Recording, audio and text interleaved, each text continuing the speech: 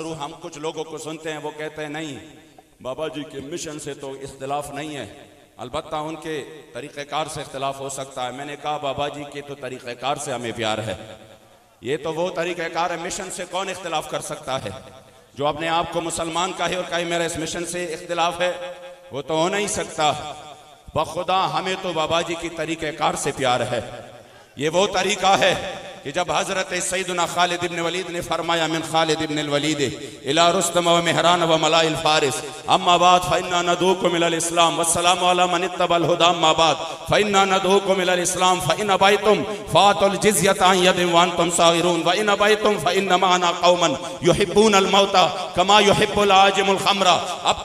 अपने वक्त के सुपर पावर जो अपने आप को कहते थे, उनको खत लिख रहे हैं हजरत खालिद इब्न वलीद और फरमाते हैं इस्लाम में दाखिल हो जाओ। अगर दाखिल नहीं होते जिज़्या और टैक्स अदा करो, अगर ये भी अदा नहीं करते तो खबरदार मेरे पास मोहम्मद अरबी के वो गुलाम है। कितना प्यार आपको शराब पीने से नहीं है, जितना प्यार हुजूर के गुलामों को हुजूर के दीन के लिए अपने सर कटाने से है।